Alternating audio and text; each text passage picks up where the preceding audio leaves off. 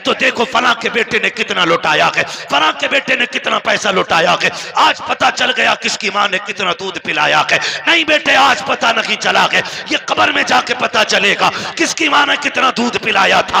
आज जो तमाशे देख के कहते हो आज पता चल गया अमीर कौन है। तुमसे हाथ जोड़ के कहता हूं और बेगैरती में पैसा न लौटाना। तुम्हारी बस्ती में बेवाएं भी होंगी, तुम्हारे बस्ती में गरीब भी होंगे, तुम्हारी बस्ती में यतीम भी होंगे। तुमने देखा होगा जब तुम्हारे बेटे ईद के दिन नए कपड़े पहन के ईदगाह जाते होंगे तो उसी रास्ते पर कुछ गरीब मुस्लिम बच्चे कोई चने की दुकान लगाता होगा, कोई खिलौनों की दुकान लगा के बैठा होगा। खुदा की कसम उसका भी जी चाहता है वो भी ईद के दिन नए कपड़े पहने, वो भी जी चाहता था कि ईद की नमाज पढ़ने के लिए जाए, लेकिन साहिब गुरबत ने रास्ते में पकड़ के रोक दिया था, जरूरतों ने उसको खरीदार बना दिया है।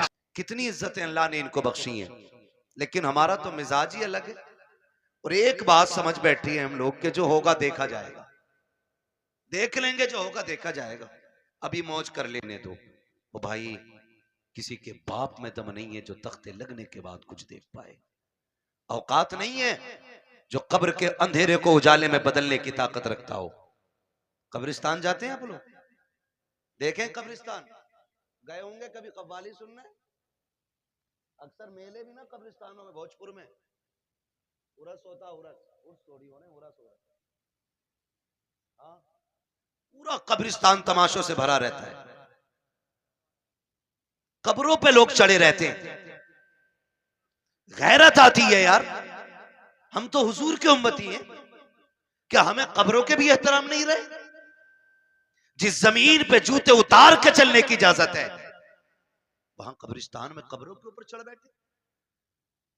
और कब्रिस्तान में भी कोई तिलावत नहीं है, उलमा बैठे। कब्रिस्तान में तो जोर से कुरान पढ़ने तक की इजाजत नहीं, और वहां कव्वालियां हो रही हैं, तमाशे हो रहे हैं, जूते पहन के गधे घोड़ों की तरह दौड़े जा रहे हैं। मरना नहीं है, आना नहीं है कब्रिस्तान में, एक दिन ख्याल नहीं है कुछ भी हमें। ओ भाई, कब्र वो जगह है जहां सबको आके लेटना है, और किसी की कब्र ऐसी नहीं होगी कि किसी की कब्र में ईंट लग गई और किसी की में सोना लग गया, किसी की में लोहा लग गया। कब्र सारी कच्ची होनी है। तजर्बा ना हो तो कर लेना, कब्रिस्तान जाओगे पता चल जाएगा। हुए नाम वरबे निशां कैसे कैसे, जमी खा गई आसमां कैसे कैसे। सुभान अल्लाह, सुभान अल्लाह। सभी को मरना है, लेकिन तैयारी कोई नहीं है, कोई तैयारी नहीं। और कई बार तो सीधे मदरसे वालों को लोग गालियां देते, ताने देते, तरह तरह की बातें करते। अगर मस्जिद का इमाम या मौलवी समझाने बैठ जाए ना तो कहते हैं जी तब चलेंगे जब खुतबा होगा। मौलाना बहुत कड़वा बोलते हैं, खुतबे के टाइम मस्जिद में जाना है।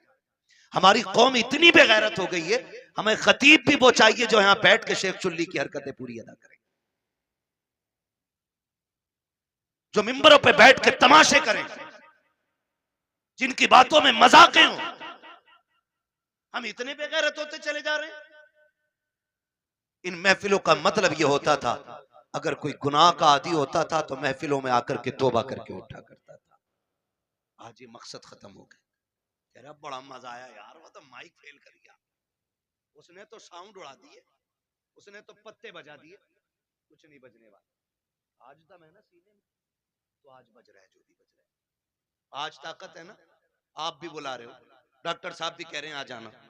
कल जब सांस फूलने लगेगी और बात भी एक सांस में पूरी नहीं होगी ना, तो फिर गैर तो गैर अपने भी दो रोटी देने तैयार नहीं होते। ये दुनिया बड़ी बेवफा है, इसके धोखे में मत रहना। तुम जितना चाहो कमा लो, तुम्हारा कमाया हुआ रखा रह जाएगा, तुम्हारे बाद वाले मौज करेंगे, हिसाब तुम्हें देना पड़ेगा। ये याद रखो, मेरी कमाई का हिसाब मुझे देना है। खाएंगे बच्चे हिसाब में दूंगा, खाएंगे बच्चे हिसाब आप दोगे। तो जिंदगी ऐसी गुजार के जाओ कि जो हिसाब भी आसान हो जाए और कब्र की मंजिलें भी आसान हो जाए। हम किधर चलने लगे, हम किधर? नहीं जी, मौलवी साहब को हटाओ, इन्होंने तो मेरे जुए के बारे में बात कर दी। ये इमाम नहीं रहेगा, इसने मेरे सट्टे के खिलाफ बात की है। ये इमाम नहीं रहेगा, इसने ढोल के खिलाफ तकरीर की है। मेरा बेटा तो इकलौता ही था ना, मुझे तो आतिशबाजी करनी थी, और यार कई लोग कहते हैं कि शादी एक बार होती है। मैं कहता हूं भाई शादी एक बार होती है तो जिंदगी भी एक ही बार मिलती है। अभी से जैसे सुभान चाहो अल्लाह। गुजार लो। इसे चाहो तो अल्लाह को राजी करके गुजार लो और इसे चाहो तो अल्लाह को नाराज करके गुजार लो। माफ कीजिएगा अगर मैं अभी खड़ा कर लूं ना तो 90% नौजवानों को नमाज याद नहीं। 100 में 90 लोगों को नमाज दुरुस्त याद नहीं है। ये कंडीशन है हमारी। और कुरान वाला आ जाए और बैठे हो हम लोग नीचे तो कुरान वाले के लिए उठ के खड़ा नहीं हो सकता, क्योंकि ये मुखिया का बेटा है, ये प्रधान का बेटा है, ये ठेकेदार का बेटा है, ये जमींदार का बेटा है। लाओ दुनिया की सारी डिग्रियां उठा के ले आओ, वकालत भी ला के पल्ले में रखो, जजों के पूरे जजमेंट ला के रखो, दुनिया के बड़े बड़े लोगों की प्रोफेसरों की तालीम ला के पल्ले में रखो, अमीरों की सारी दौलत ला के रखो, पैसे वालों का पैसा रखो, सोने वालों का सोना रखो, जितनी सारी दौलत दुनिया में है एक पल्ले में ला के रखो। मैं कुरान वाले के सीने की एक आयत लेके आता हूं, खुदा की कसम पूरी दुनिया की दौलत मिलकर के कुरान की एक आयत का मुकाबला नहीं कर सकती। नारे तकबीर, नारे रिसालत, बस लगे आला हजरत उलमाए सुन्नत हजरत अल्लामा मुफ्ती अहमद रजा साहब मुरादाबादी, नारे हैदरी जिंदाबाद जिंदाबाद। पढ़े कुरान पढ़े नौजवानों, मरना ऐसा है, जनाजे उठते हैं हर उम्र में। ये कोई जरूरी नहीं है बाल सफेद होंगे तब बंदा मरेगा। हाँ अब तो अक्सर बूढ़े बैठे रह जाते हैं कि घर से 4-4 जवान चले जाते हैं, पता चला अभी दादा बैठा है, अभी बाप बैठा है, बेटे चले गए। गारंटी नहीं है, कोई गारंटी नहीं है। कब्र वो जगह है कि जिसको अंधेरे का घर कहा जाता है, जिसको कीड़ों का घर कहा जाता है, हाँ जिसको बिच्छुओं का घर कहा जाता है, जिसको सांपों का घर कहा जाता है। ये तो करम है अल्लाह का, उसने मट्टी डाल के बंदों के अब छुपा दिए। अगर वो खोलने पे आ जाए तो बड़े अच्छे अच्छे मुंह नहीं दिखा सकते। हम किसी को क्या नीचा करेंगे। कोई कहते यार दाढ़ी रख ले तो कह रहा चलो तुम ही जन्नत में चले जाइयो। खेल समझ रखा जिंदगी को, तमाशा ही ये भी कोई। यकीन नहीं आता तुम्हें ना, जाओ हॉस्पिटलों में जाके देखो, ऑक्सीजन लगे पड़े मुंह पे, ऑक्सीजन, सांस नहीं ले पा रहे। दौलत जाके पूछना, कोई कहेगा ये करोड़पति लेटा है, कोई कहेगा ये अरबपति लेटा है। अगर दौलत ही सब कुछ होती ना तो मुंह पे ऑक्सीजन नहीं लगता। लेकिन अल्लाह दिखाता है, देख किस अकड़ में रहता था, आज मैंने तुझे सांस सांस के लिए मोहताज कर दिया है। जब जवानी थी, जब ताकत थी ना, तो बोलता था ना, अरे जाओ देख लेंगे, जाओ देखा जाएगा। क्या कब्र में देखेगा।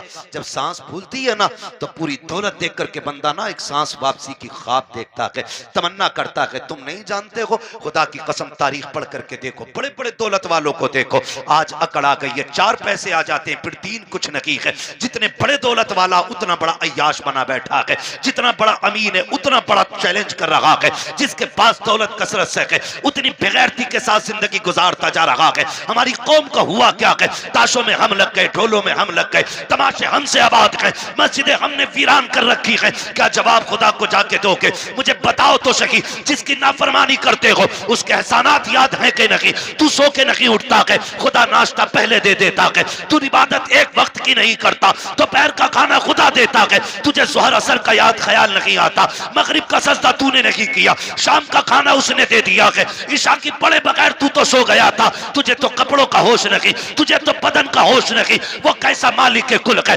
तुझे बेहोशी के आलम में ऑक्सीजन की कमी नहीं करता है, फेफड़ों की रफ्तार नहीं रोकी जाती है, नफ्स बराबर चला रहा है, दिलों की धड़कनें बराबर चल रही है। ये सब कुछ कौन कर रहा है, ये सिर्फ वही कर रहा है जिसने लफ्ज़ कुन से कायनात पैदा की है, जो निजाम हस्ती को चला रहा है। तू जिसकी नाफरमानी कर रहा है, ये सारी पावर उसी की है, सारी ताकत उसी की है। और तुम्हें खुदा का वास्ता, अगर खुदा तौफीक दे सुबह को आँख खुल जाया करे, अजान होते ही मस्जिद में जाया करो, नमाज पढ़ के नाश्ते किया करो, खुदा की कसम रोजी भी बढ़ा दी जाएगी, तुम्हारी उम्रें भी बढ़ा दी। जिंदाबाद जिंदाबाद जिंदाबाद, नारे तकबीर, नारे रिसालत, बस लगे आला हजरत, जश्न दस्तार बंदी, जिंदाबाद जिंदाबाद। शुरू दिन का आगाज अल्लाह की इबादत से करें, फजर के बाद कुरान लेके बैठे, कुरान लेकर के बैठे, ये हम पे लाजिम है, बैठे हम कुरान लेकर के, फिर देखो अल्लाह कितनी बरकतें दे रहा। लेकिन माफ कीजिए, हमें खुदा पे उतना भरोसा नहीं रहा जितना तावीजों पे हो गया, जितना डोरियों पे हो गया।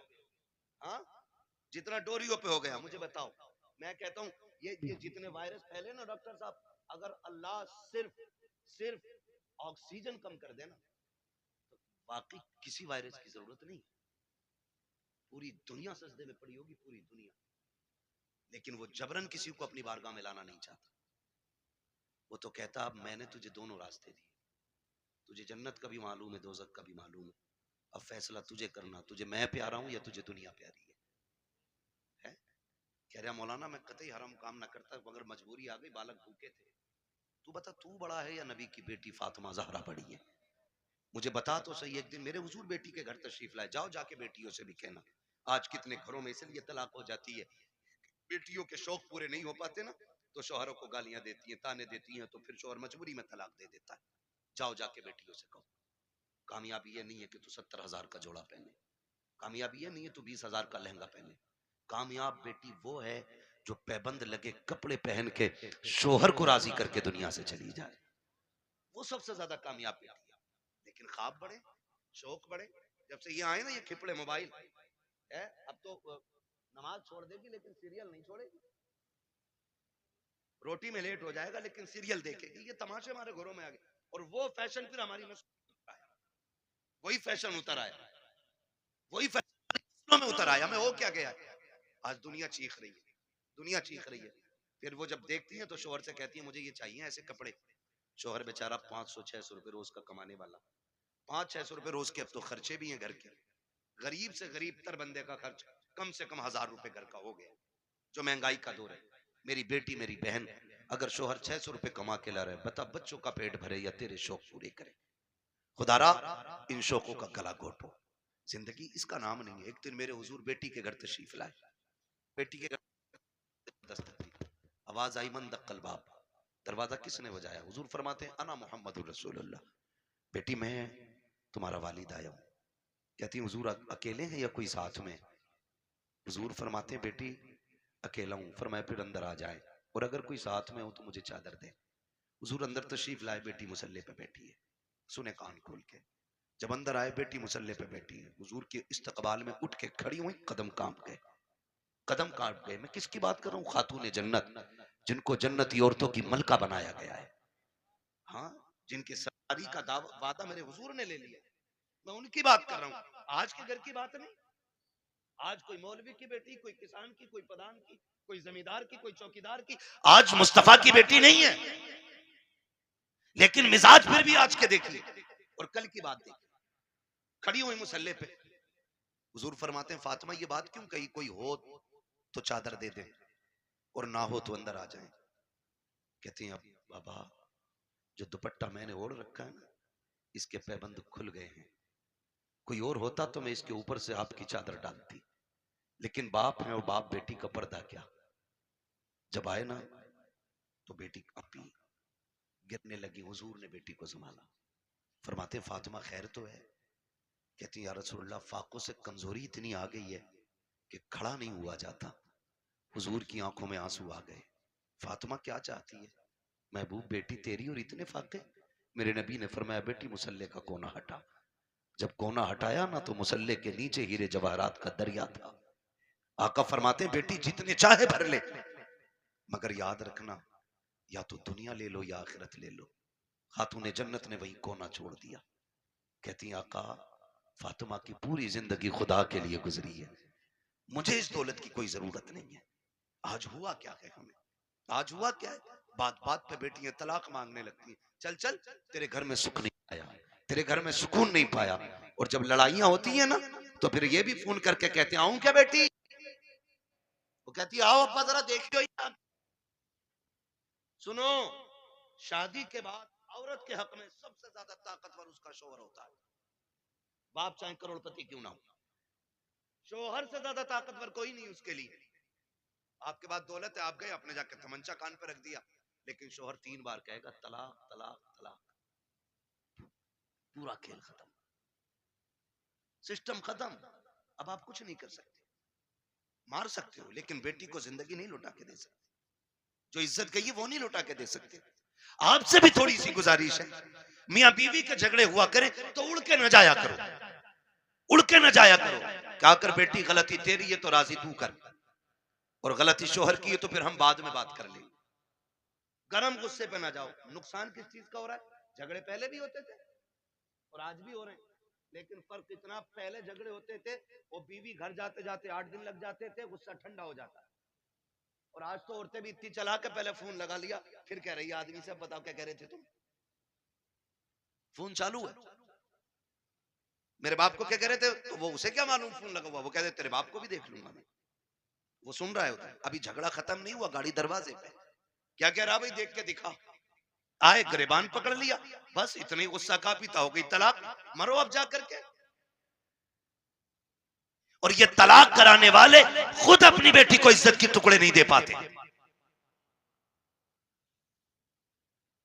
कई बेटियों की ये शिकायतें हमने सुनी है कि जब शोहर से झगड़ा हुआ सारे हमदर्द बन के गए थे, लेकिन आज 6 महीने हो गए हैं, कभी बाप कह देता बेटी दवा का पैसा नहीं है, कभी भाई कह देता बाद में सुनी जाएगी, कहती मौलाना अब क्या किया जाए, मेरे भाई मेरी बहनों मेरी बेटियों, आप मौलवी कुछ नहीं कर सकता है, जो भी करना था तुम्ही को करना था, तुम्हें मुस्तफा का अखलाक हासिल करना था, आका करीम का किरदार सीखना था। जिंदगी कैसे चलती है ये तुम्हें सीरियल नहीं बताएंगे, सीरियल घंटे 2 घंटे के होते हैं, जिंदगी 60 साल की होती है। इसे सीखने के लिए मुस्तफा की 63 साल जिंदगी पढ़ना पड़ेगी, आका का किरदार सीखना पड़ेगा, 60-70 साल की जिंदगी के लिए मुस्तफा को समझना पड़ेगा। याद रखिएगा, जो मुस्तफा की जिंदगी के मुताबिक जिंदगी गुजारते हैं उनकी दुनिया भी बेहतर हो जाती है, आखिरत भी बेहतर हो जाती है। बाबा जिंदाबाद जिंदाबाद, नारे तकबीर, नारे रिसालत जिंदाबाद। कोशिश करें हुजूर की जिंदगी से, लेकिन दिल के पपोले जल उठे सीने के दाग से, इस घर को आग लग गई घर के चिराग से।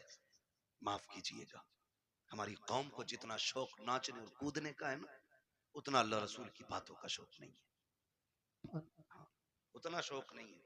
हमारे इलाके में अक्सर 2-4 जगहें ऐसी हैं जहां पे ढोल तबंगर तमाशे सब कुछ हो रहे हैं। क्यों क्यों हो रहे हैं? क्या ये जायज है? मुझे जरा दिल पे हाथ रख के बताओ। मजार बना ये मेरे सामने दिख रहा है मुझे, मजार है। ये जो अल्लाह वालों के मजार बने, ये क्यों बने? क्या ये तमाशे करते थे?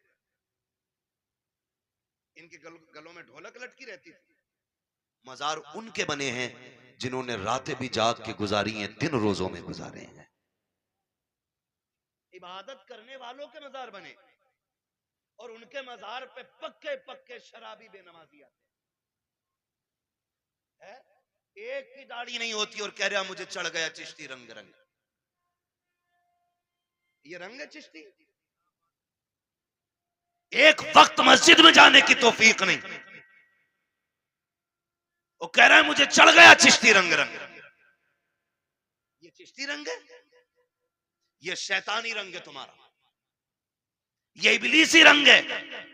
रंग चढ़ा था अबू बकर पे, रंग चढ़ा था मेरे नबी का उमर पे, रंग चढ़ा था उस्मान गनी पे, रंग चढ़ा था मौला अली पे। बाबा बाबा जिंदाबाद। इन लोगों पे रंग चढ़े, ये लोग हैं अल्लाह वाले।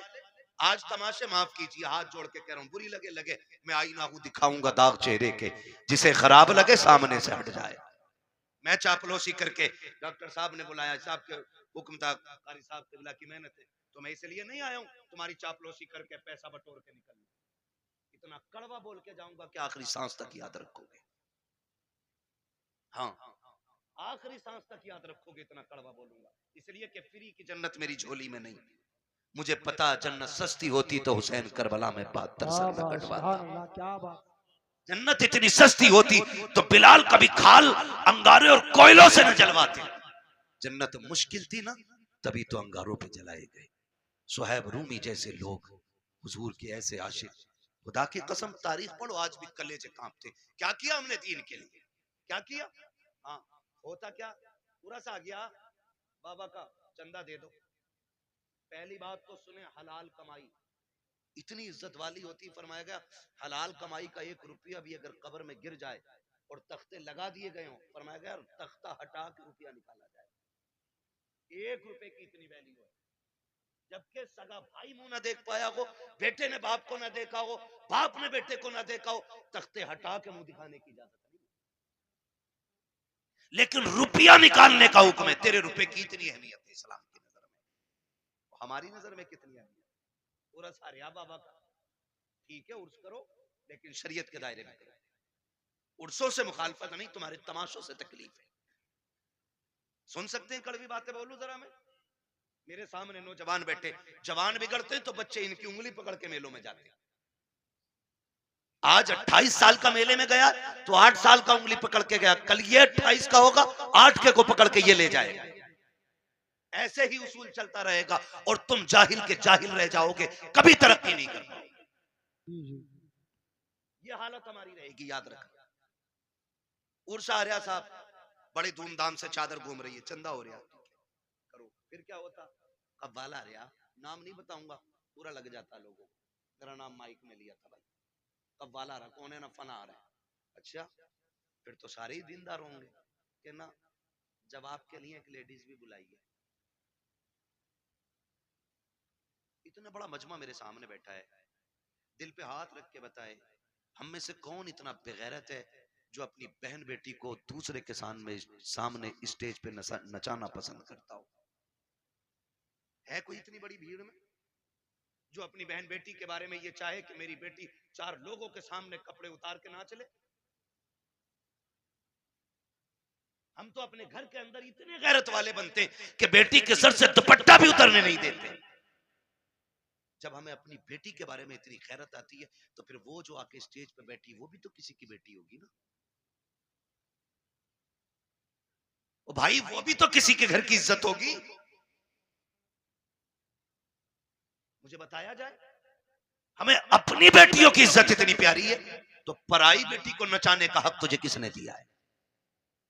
और वो भी कौम के गैरत वाले पैसे से, जिसे किसी ने भट्टे पे कमाया, किसी ने फैक्ट्री में कमाया, किसी ने पसीना बहा के कमाया, किसी ने गेहूं कटाई में कमाया, किसी ने धान कटाई में कमाया, किसी ने रात दिन मेहनत करके कमाया, उसे तुम लोगों के अय्याशियों पे खर्च कर देते हो थोड़ी सी देर की जहनी अय्याशी के लिए। का इधर से मुकाबला होगा, इधर से मुकाबला करने वाली होगी, इधर से शेर होगा, उधर से जवाब आएगा, आग लगे इस बेगैरती को। उसी में देखा जाता है चंद कौम के बेगैरत अमीर आगे टेबल लगा के बैठ जाते हैं, नोटों की यूं बारिशें किया करते हैं, चंद बेगैरत वाह में लग जाते हैं, कह तो देखो फलां के बेटे ने कितना लुटाया है, फलां के बेटे ने कितना पैसा लुटाया है, आज पता चल गया किसकी मां ने कितना दूध पिलाया है। नहीं बेटे, आज पता नहीं चला है, ये कब्र में जाके पता चलेगा किसकी मां ने कितना दूध पिलाया था। आज जो तमाशे देख के कहते हो आज पता चल गया अमीर कौन है। तुमसे हाथ जोड़ के कहता हूं, और बेगैरती में पैसा न लुटाना। तुम्हारी बस्ती में बेवाएं भी होंगी,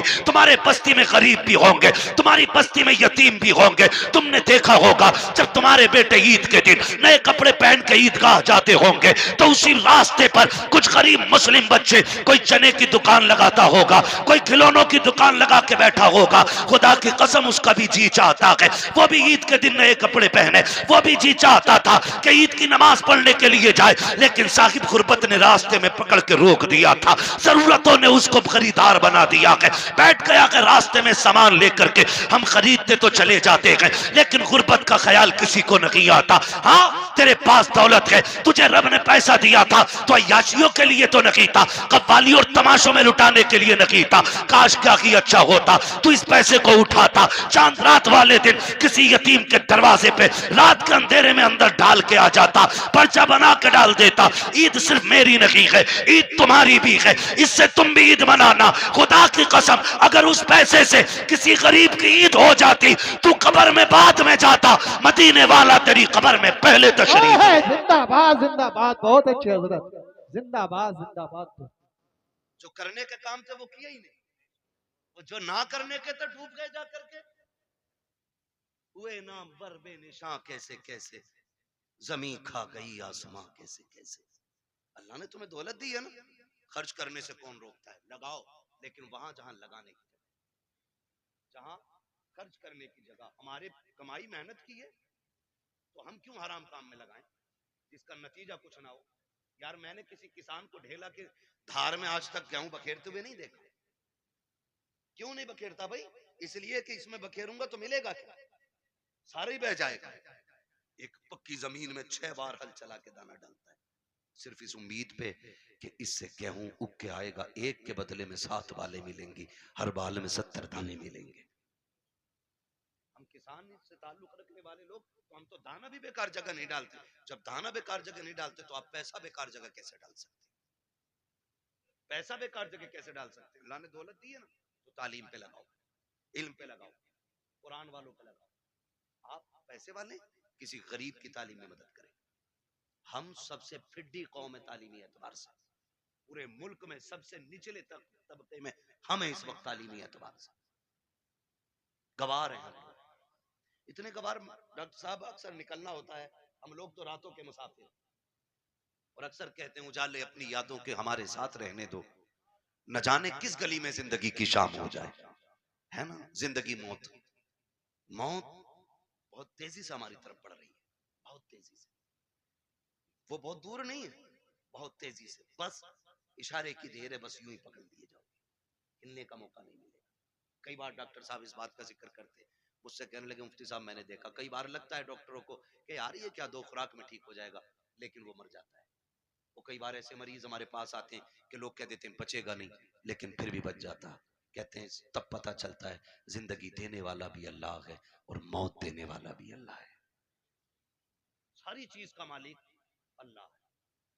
मेरे अजीज, मैं आपसे बात अर्ज कर रहा हूँ, जब कभी रातों में गुजरना होता है ना, तो जिस कौम के अंदर, जिस बस्ती के अंदर 9 बजे सारे सो जाते हैं, तो हम समझ जाते हैं यहाँ मुसलमान नहीं है। और जहां 12 बजे तक चौक में लोग बैठ के मोबाइल चलाते हैं, हम समझ जाते हैं यहाँ मुसलमान रहते हैं। क्योंकि वक्त की सबसे बड़ी बर्बादी अगर कोई कौम कर रही है तो वो मुसलमान कर रहा है। हमें अपने वक्त की कीमत मालूम नहीं, हमें अपने वक्त की कदर मालूम नहीं। नौजवानों, वक्त की कदर करो, वक्त को गनीमत जानो, कल ये चला जाएगा ना, एड़ियां रगड़ के मर जाएंगे, एक सांस कोई उधार नहीं देगा। सिकंदर नाम सुना होगा, एक बादशाह गुजरा, नाम सुना ना सिकंदर का, बड़े बादशाहों में नाम आता सिकंदर का। सिकंदर अपनी मुहिम पर था और रास्ते में, सफर में उसे सांप ने काट लिया। जब सांप ने उसे काटा ना, तो उसकी फौज में तबीब थे, बड़े बड़े हकीम थे, सारे इलाज में लग गए। कुछ दिन उसको दवाइयां दी, आखिरकार उनको कहना पड़ गया बादशाह अब इलाज बस से बाहर है, मौत करीब आ गई है। उसने कहा क्या मैं गरीबुल वतन मर जाऊंगा, क्या मुझे अपने मुल्क की मिट्टी नसीब नहीं होगी? कहा नहीं, जहर इतना फैल गया है कि अब बचने के चांसेस नहीं। उसने कहा मेरे पास दौलत तो बहुत है, एक काम करो मेरी आधी दौलत ले लो और किसी से इतनी सांसें मुझे उधार दिलवा दो कि मैं अपने वतन में जाके मर सकूं। इतनी सांसें उधार दिलवा दो कि मैं अपने मुल्क में जाके मर सकूं। हंसे हकीम, कहने लगे डॉक्टर ऐसा कभी नहीं हो सकता। कहा क्यों? कि इसलिए नहीं हो सकता क्योंकि इसलिए नहीं हो सकता कि सांसें उधार नहीं मिलती है। उसने कहा अगर आधी दौलत से काम नहीं चल रहा है ना,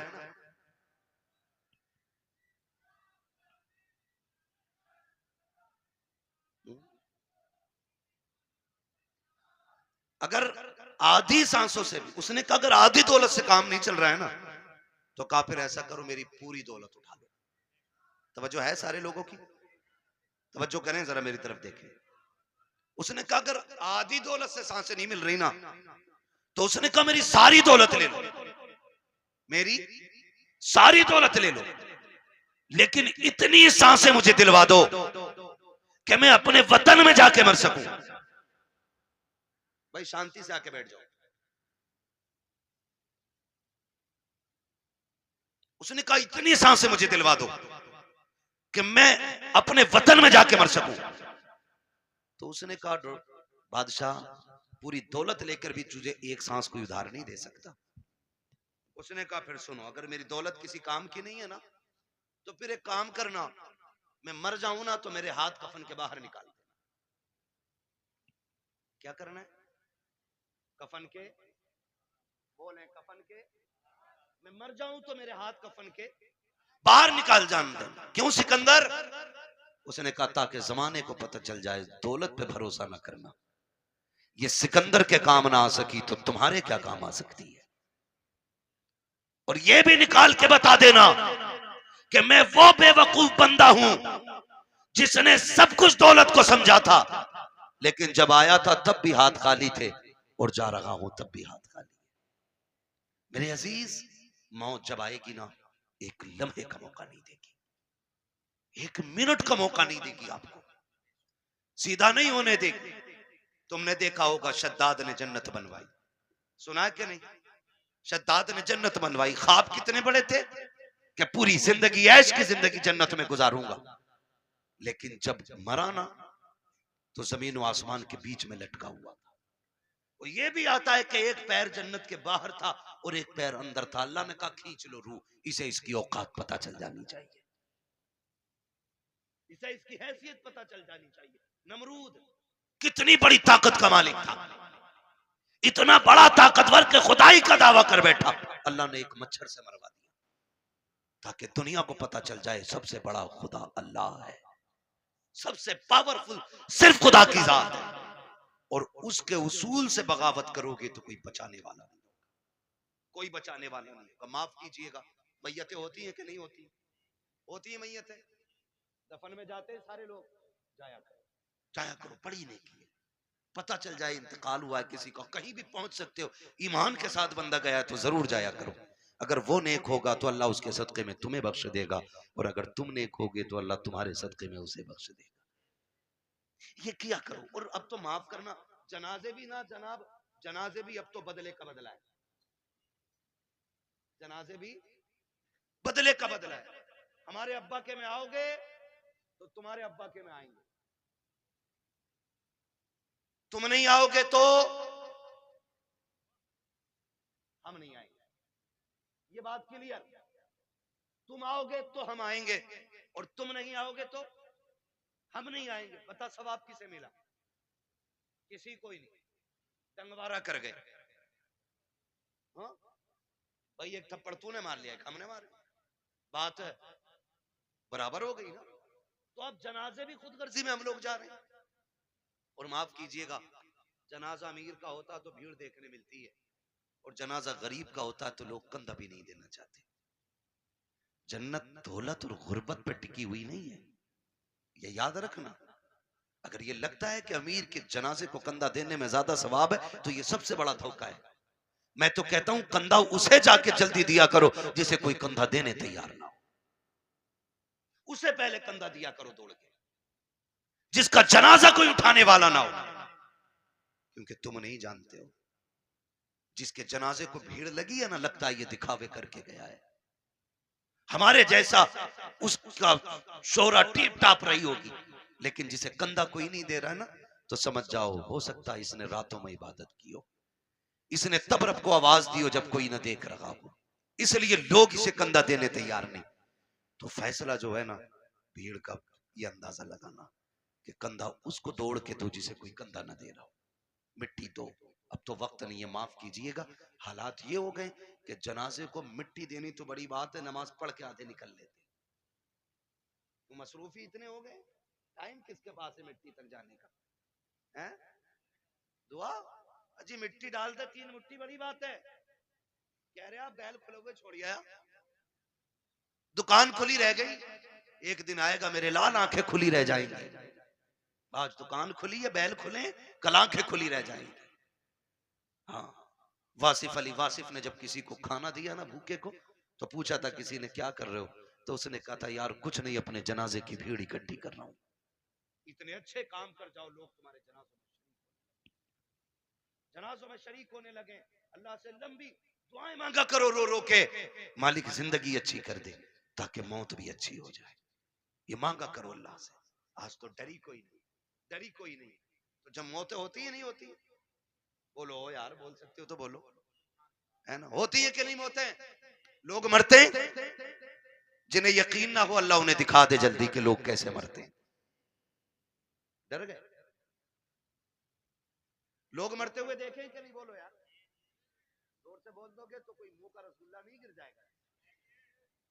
मरते हुए देखे ना लोग, मौत के भी अलग अलग तरीके, रूह जब निकलती है ना, इधर से निकलना शुरू होती है और ऐसे निकलती हुई आती है, घुटनों में आती है ना तो रूह फिर अटकती है, फिर नेकियां काम होती आती हैं ना तो फिर रूह निकलती है, फिर कमर में जाकर रूह अटक जाती है, फिर नेकियां सहारा देती हैं तो फिर रूह पर चलती है, फिर सीने का जो मंजर होता है ना वो बड़ा मुश्किल होता है। जब सीने में रूह अटकती है ना आकर के, तब इंसान को याद आता है कितने पाप किए थे और कितनी नेकियां की थी। तब एक एक करके नेकी याद आती है, एक एक करके गुनाह याद आता है। फिर सोचता है काश कुछ ऐसा कर लेता कि जो कब्र के उजाले का भी इंतजाम हो जाता। लेकिन फिर सोचने से कोई नतीजा नहीं, फिर कोई फायदा नहीं, फिर हजार सर मारो दीवारों में कुछ नहीं होता।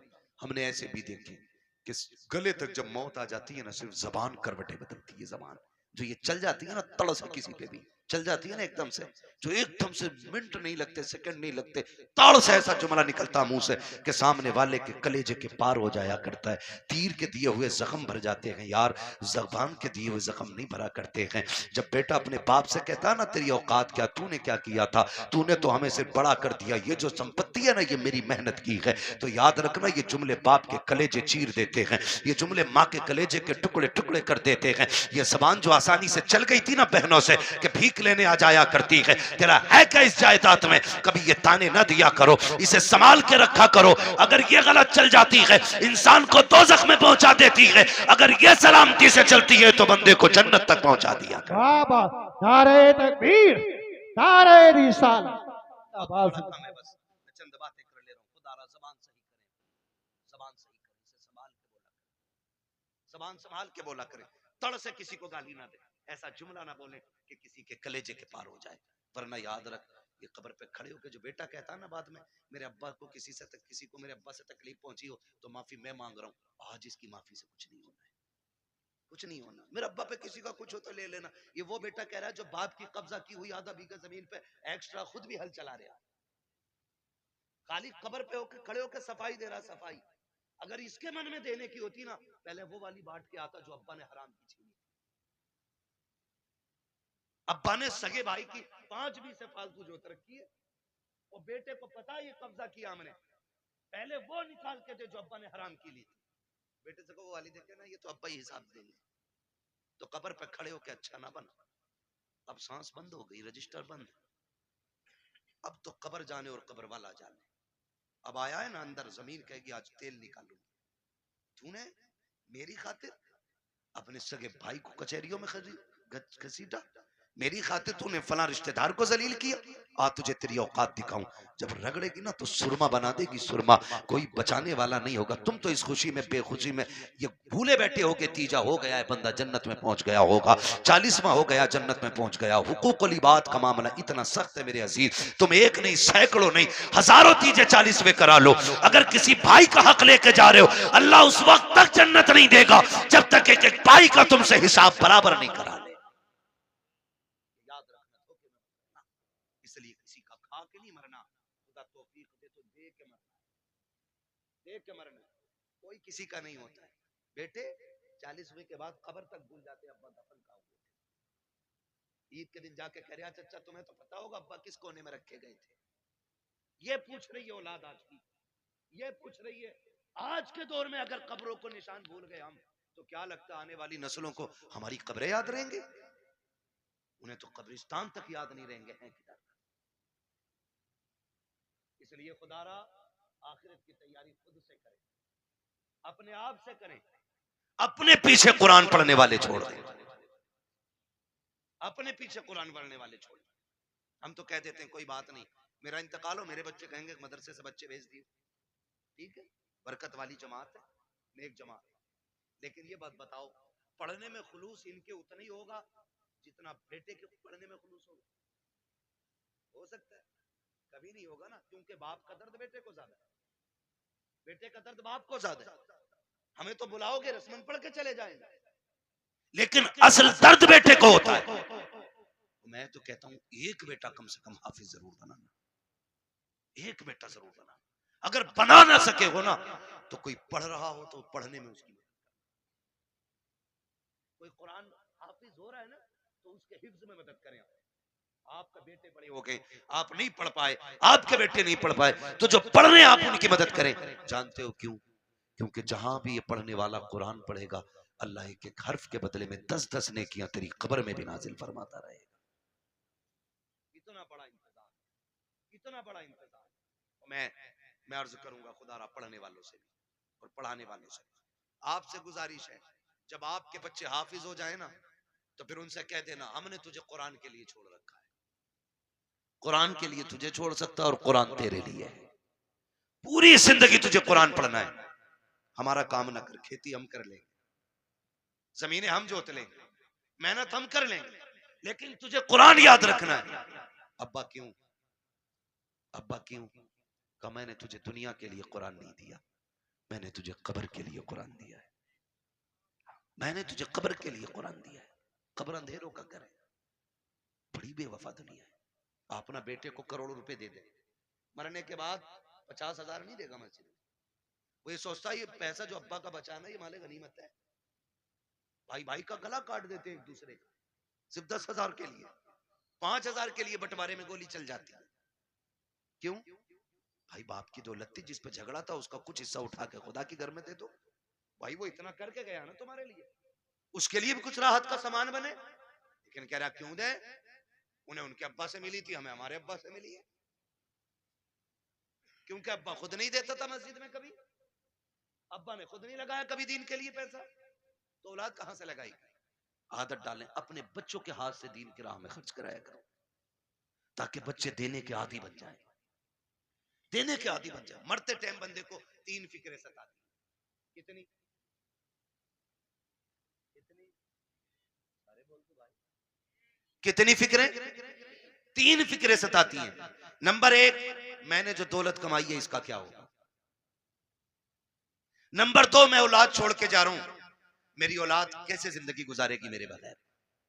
नंबर 3, मैंने कितनी नेकियां की और कितने गुनाह किए। सिर्फ 3 चीजें मरते वक्त याद आती, 3 चीजें। कामयाब वो नहीं है जिसने अपने पीछे बंगले छोड़ दिए, कामयाब वो नहीं जिसने इमारतें छोड़ी, कामयाब वो है जो अपने पीछे कुरान पढ़ने वाला छोड़ गया है। वो सबसे बड़ा कामयाब है जिसने अपने पीछे कुरान पढ़ने वाले छोड़े। वरना बिल्डिंग है, ये बंगले कब्र में कोई काम नहीं आने वाले। मैं तो मुबारकबाद पेश करता हूं उस बाप को जिसने एक बेटे को हाफिज कुरान, मुबारकबाद पेश करता हूं। ये 500 रुपए रोज कमा सकते थे, कोई कमी नहीं है, जवानी में कमा सकते थे। लेकिन उस बाप को सलाम जिसने कहा बेटे तेरे हिस्से की मजदूरी हम करेंगे, हमारे हिस्से का कुरान तुझे याद करके आना है। वो माए मुबारकबाद के मुस्तहिक हैं जिन्होंने उन बच्चों को दूध पिलाया है कि जो बदले में माँ को दूध के बदले में जन्नत का टिकट देने वाले हैं। वो बहनें मुबारकबाद के मुस्तहिक हैं जिन्होंने ऐसे भाइयों की खिदमत की है कि जो बहनों को बदले में जन्नत के जाने का रास्ता आसान करेंगे। ये मुबारकबाद के मुस्तहिक हैं माँ बाप। आज होता क्या है, आज जवान हो जाए बेटा और माँ बाप को दौलत का लालच पड़ जाता है। उन बापों को सलाम करता हूँ जो पूरी जिंदगी बच्चों को कुरान के नाम वक्फ कर देते हैं। और क्या मिला इनके बदले में? पूरी जिंदगी बाप मजदूरी करता रहा, कुछ भी तो नहीं मिला। बेटा कुरान पढ़ता रहा, कोई सिला नहीं मिल सका। बस किस दिन के इंतजार में, काश मैं मरूंगा तो इसका कुरान काम आएगा, ये बेटा काम आएगा। बेटों से भी गुजारिश है, सुनो भाइयों, अगर रब ने तुम्हें कुरान की दौलत दी है, बाप ने मेहनत मजदूरी करके तुम्हें कुरान का कारी बनाया है, तो मेरी बात कान खोल करके सुन लेना। जब दुनिया बाप के जनाजे में जा रही हो, तुम भी जनाजे में जा रहे होगे, लोग आखिरी तख्ता दे करके बड़ी तेजी से मिट्टी डाल के लौट आएंगे। कोई कहता कि गर्मी ज्यादा है, खड़ा नहीं हुआ जाता है, कोई कहेगा सर्दी ज्यादा है, ठंड लग रही है, ये कह के लोग पलट आएंगे। कब्र में तुम्हारा बाप अकेला रह जाएगा। तो तुम्हें खुदा का वास्ता, एक कुरान पढ़ने वालों, तुम्हें उठ के नहीं आना है। जब सारे चले जाएं, तुझे बाप की कब्र पे बैठना है और कहना है अब्बा पूरी जिंदगी तूने कुरान पढ़ाया, खुद मजदूरियां करता रहा, मेरे हिस्से के धक्के तूने खाए हैं, मेरे हिस्से की गालियां तूने सुनी है, कभी चैन से सो ना सका, रात को ओवर टाइम ड्यूटी इसलिए करता रहा ताकि मैं कुरान ठीक से पढ़ सकूं। मैं कुरान का कारी बन गया, फिर भी तुझे जरूरत मजदूरी के अड्डों पे ले जाती रही, तुझे फिर कुरान पढ़ने की मोहलत ना मिली, मुझे मदरसों ने फुर्सत ना दी, तुझे जरूरत बाजार ले गई, तू मजदूरियां करता रहा जो कुरान तूने पढ़ाया था। एक बार बैठ के पूरा कुरान न सुन सका, अपने बाप की कब्र पर बैठना और कहना अब्बा आज तू भी फुर्सत से है, मैं भी फुर्सत से हूं। जब दुनिया बिरयानी के लिए लड़ रही हो, तुम अपने बाप की कब्र पर बैठ जाना, अलहम्द के अलिफ से लेके वन्नास की सीन तक पूरा कुरान पढ़ के उठना। अब्बा से कहना अब्बा आज मैंने तेरी मेहनत का हक अदा किया है, कसम खा के कहता हूं इधर कुरान की तिलावत मुकम्मल होगी, उधर कब्र में खुदा की रहमतों का नुज़ूल होना शुरू। नारे तकबीर, नारे रिसालत, बस लगे आला हजरत उलमाए सुन्नत, ख्वाजा का हिंदुस्तान, मिलक्का सुन्नी मुसलमान, हजरत अल्लामा मुफ्ती अब्बास साई किबला जिंदाबाद जिंदाबाद। करेंगे इंशाअल्लाह, पढ़ाएंगे बच्चों को कुरान, वादा करें इंशाअल्लाह। कितना है मैं कुरान, लोग समझते नहीं, लोग समझते नहीं है। मैं अभी 10 मिनट और हैं, कहें तो मैं थोड़ी कड़वी बात और कह दूं। पहले वादा करो इंशाअल्लाह कुरान से प्यार करेंगे, बच्चों को पढ़ाएंगे इंशाअल्लाह। अगर हम पढ़ने और पढ़ाने के लायक नहीं तो पढ़ने वालों की इज्जत करेंगे इंशाअल्लाह, करेंगे इंशाअल्लाह। कुरान कितना अहम है, बस चंद बातें और सुन लो, 11:15 हो गए। तवज्जो करें। उम्र, हर जिंदगी की, हर शख्स की जिंदगी के 3 मरहले, अगर अल्लाह लंबी उम्र दे।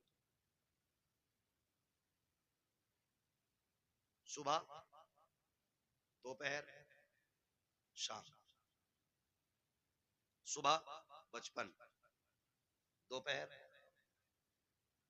बोले बड़े अच्छे लोग हैं माशाअल्लाह, अगर हमारे इलाके के लोग अच्छे नहीं होंगे तो फिर किसके इलाके के लोग अच्छे होंगे? समझ गए? सुबह, सुबह, सुबह, दोपहर, शाम। क्या बात है, ये 3 होते हैं। इतना याद हो गया ना?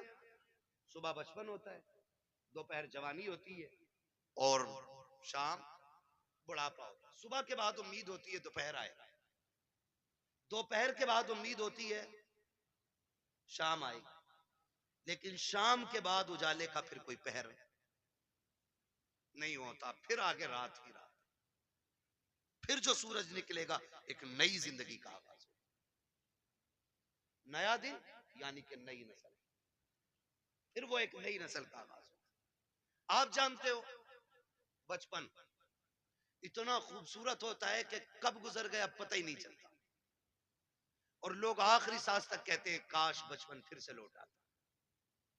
बचपन इसलिए भी खूबसूरत होता है क्योंकि जिम्मेदार बाप होता है। यही क्लियर है ना? गलत तो नहीं बोला ना मैंने? बचपन इसलिए खूबसूरत होता है क्योंकि सर पे हाथ रखने वाला बाप होता है, इसलिए खूबसूरत होता है कि बचपन हम बाप की मर्जी से जीते। जवानी खूबसूरत होती भी है और ना भी होती है। जवानी उन बच्चों की खूबसूरत होती है जिनकी जवानी भी माँ बाप की मर्जी से गुजरती है। ठीक है जी? जवानी उन बच्चों की अच्छी होती है जिनकी जवानी माँ बाप की मर्जी से गुजरती है। और बुढ़ापा, दुनिया कहती है बुढ़ापा बुढ़ापा। वजह जानते हो? वजह सिर्फ इतनी है कि बचपन में बहुत दोस्त होते हैं, बचपन में बहुत दोस्त होते हैं। मेरे हुजूर फरमाया करते थे मुझे बच्चों के 5 खेल बड़े पसंद है, 5 काम बच्चों के पसंद है। इंशाअल्लाह कभी वक्त होगा ना और जिंदगी फिर लेके आएगी ना तो इन 5 कामों पे बच्चे की गुफ्तगू फिर होगी, क्योंकि बात बड़ी लंबी है वो भी। बस जो मैं कहना चाह रहा हूँ ना चाचा फिर वो रह जाएगा अधूरा मसला, है ना? बस मेरी बात पूरी हो जाए अल्लाह करे इस बीच में। तो बचपन में ना बहुत सारे यार मिल जाते हैं, हमजोली बच्चे इतने इतने आजाद होते हैं। अम्मी कहती है ला बेटे जल्दी जा, चाय खोल गई है पत्ती नहीं है जल्दी लेके आ। गया सुबह चाय पत्ती लेने, दोपहर के टाइम लौट रहे। ये बचपन है और इसी को बचपन कहते हैं। ये आजाद जिंदगी है, पके न पके चाय हम तो तमाशा देखेंगे।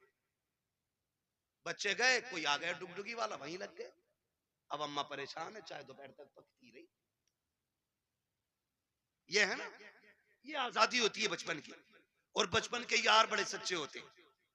अभी लड़ेंगे कल किसी पंचायत के बगैर फिर एक हो जाएंगे। ना कोई मुकदमा, ना कोई बहस, ना कोई पंच, ना कोई पंचायत। आज लड़के गए थे, सुबह फिर गले मिल जाते। इतना आजाद बचपना। और जवानी, जवानी में जिसके पास पैसा है उसके हजार यार है। बस समझ गए ना?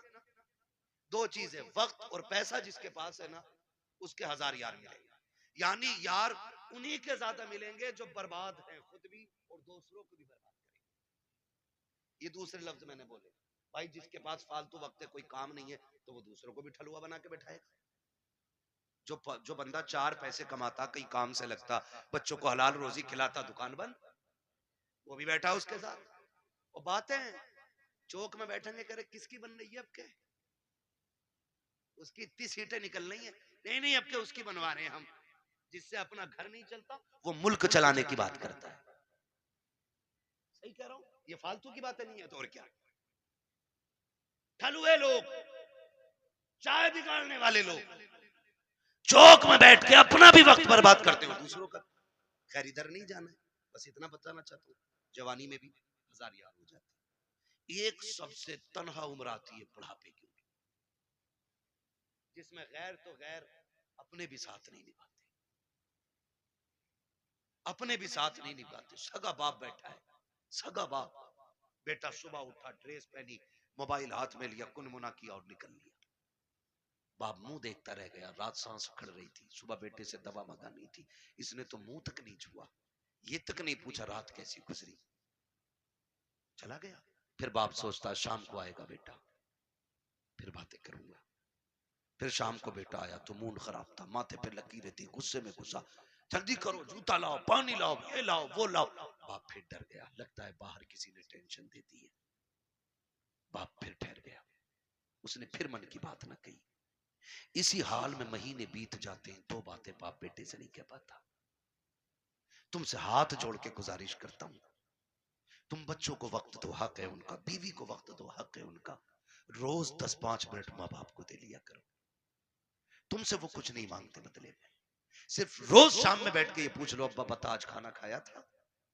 वो कहे खाया था। पूछ क्या खाया, अच्छा लगा कि नहीं लगा।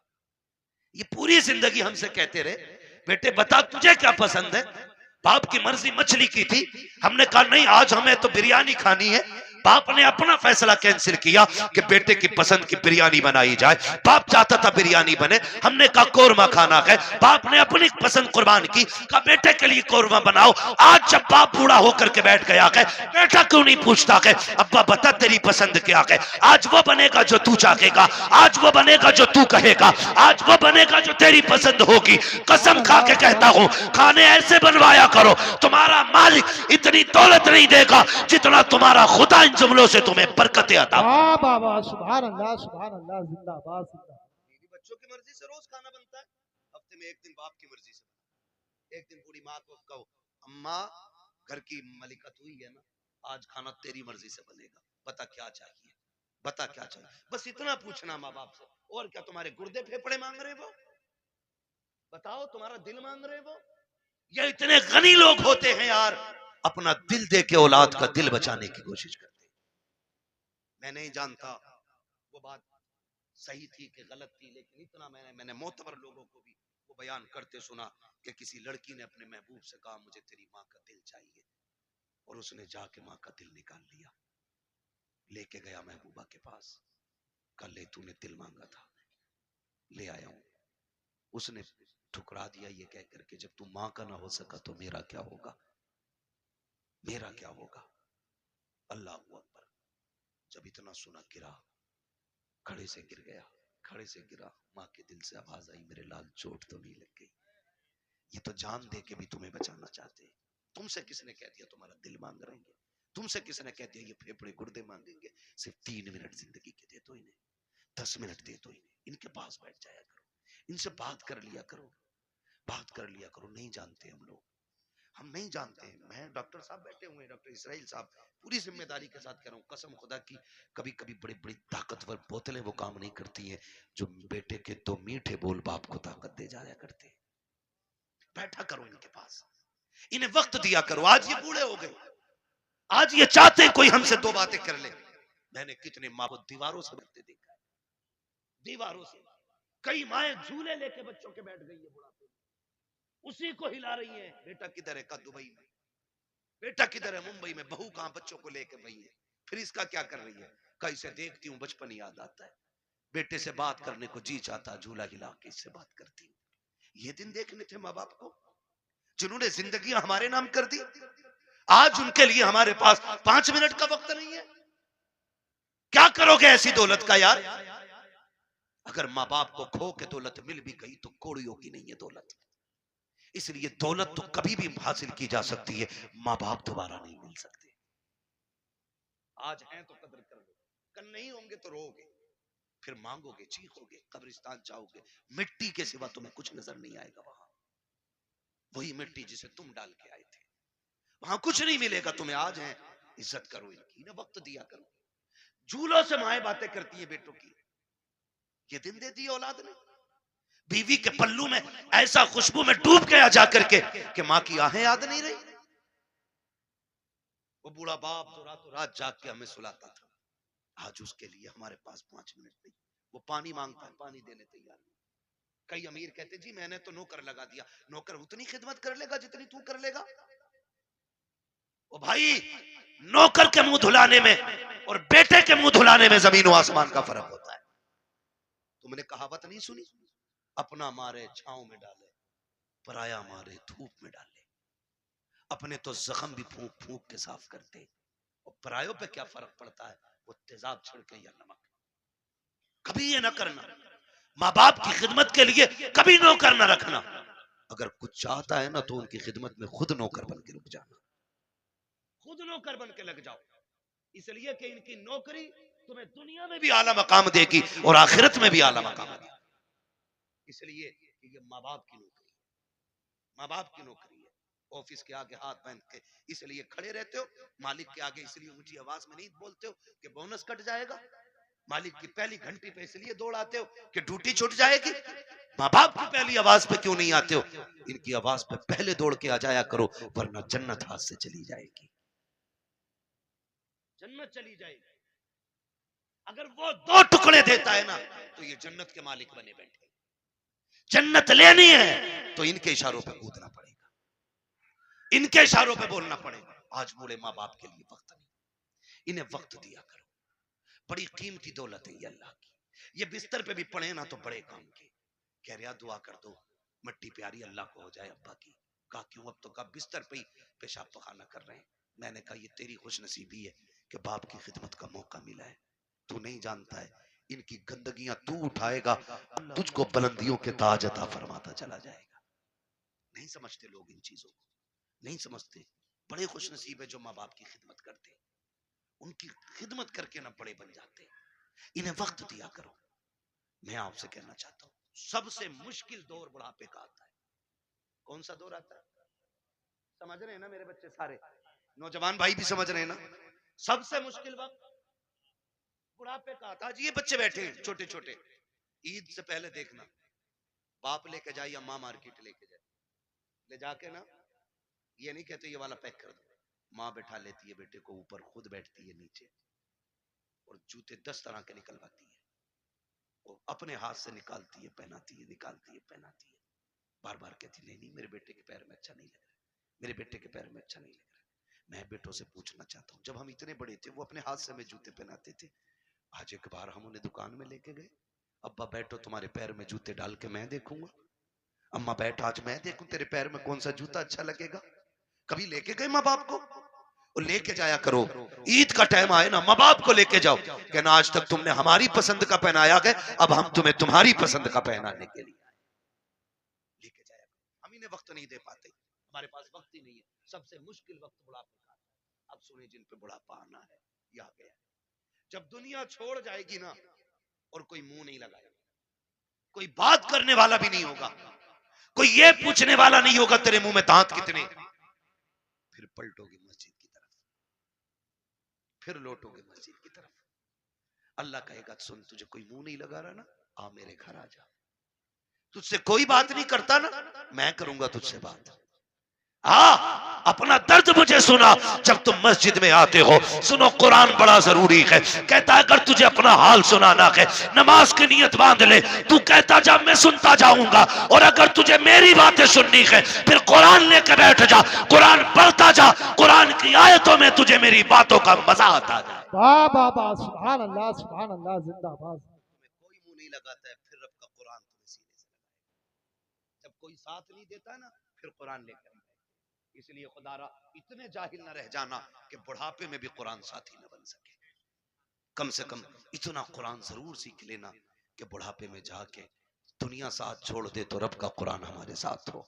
पढ़ेंगे इंशाअल्लाह, वादा करते हैं इंशाअल्लाह, पढ़ाई करेंगे इंशाअल्लाह, कुरान सीखें। अगर हमने कुरान नहीं सीखा तो कुछ भी नहीं सीखा है। बड़ी बात है बेटे को हाफिज कुरान बनाना, अपने बच्चों को हाफिज कुरान बनाओ।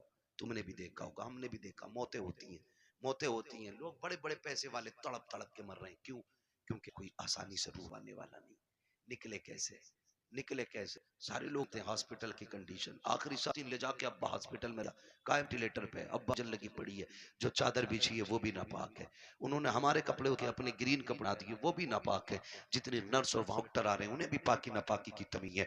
मुश्किल से रूहें निकल रही, मुश्किल से बिस्तर ना, जगह नापाक, लोग नापाक, रहमत रिश्ते आने तैयार नहीं, इधर तड़प तड़प के बंदा मर रहा है। ऑक्सीजन लगी है, यार जो है फलों पे फल लाने पे लगे, कोई जूस ला फल ला रहे, सेब केले ला रहे, मैं वो जो ऑक्सीजन बड़ा शीशे से आंक रहा है वो हाथ नहीं उठा आज उसके, आज अल्लाह की पकड़ गया है। वो अब तक रहता था हम तो हमसे चंदा ना मांग, ये तमाशे कर रखे हैं, ये मदरसों के नाम पे ठगी का जाल फैला है, मौलवी होते ही हराम खाने हैं। आज जो बदला लिया जा रहा है, तड़प रहा है, रूह निकलने का नहीं ले रही है, रिश्ते कोई कोई जूस ले आ रहा है, इसकी आंखों से आंसू रखे हैं, आखिर वो क्यों रहा है? सारी फैसिलिटी मौजूद है, सांसीनों के जरिए रखी है, रिश्तेदार बने हैं, वो कहता मैं रो रहा हूँ इसलिए रो रहा, ये जो जूस आ रखे हैं आज इसकी जरूरत नहीं है, जो फल लेके आ रखे हैं तो बंद कर दिया है, चाहता है वो ऑक्सीजन पे सामने वेंटिलेटर पे लंदा कहता है अगर सकते हो तो यासीन पढ़ा हुआ पानी ला, सूरह रहमान की तिलावत पानी ला दो, करे क्या काम में जीना नहीं चाह, अब की तिलावत के सदके में इसे मरना चाह। वाह वाह वाह, जिनके अपने बेटान के कारी होते बेबसी की मरते, कभी मुफलिसी की नहीं मरते, मरते जान से तिलावत होती है उधर रूह नत की तरफ ले जाती है। एहसान है माँ का कि ये बच्चों को पढ़ा और दीन दे रहे हैं। मैं तो दावे के साथ कहता हूँ इस बात, हमारे यहाँ हाफिज बन बंदा 1000 रुपए देख कहता मैंने बहुत दे दिए इमाम मौलाना को, 1000 रुपए एक बहू को दिया था, एक उन्हें दिया था। सुन भाई कान खोल के सुन, और मैं लो तो साहब 1000 नहीं 10 लाख 50 लाख नहीं, जो खाल है ना तेरे की, अगर तार के ना इसका बना के अपने बेटे के उस्ताद पहनाए ना तो भी उस एहसान का बदला भी होगा जो तेरे बेटे इन्होंने हाफ कुरान बना के तुझ पे एहसान किया है। इतनी बड़ी दौलत, इतनी बड़ी दौलत वही कोई कुरान जाता है, लगती है रत जगह लगते हैं इसमें, आधी आधी रात से उठ के कुरान पढ़ाना पड़ता है। हाँ इसलिए मेरे भाई कुरान से भी प्यार करो, साहिब कुरान से भी प्यार करो, और फारो ये तमाशों में पैसा लाओगे, फालतू के हराम कामों में पैसा लाओगे, अल्लाह तो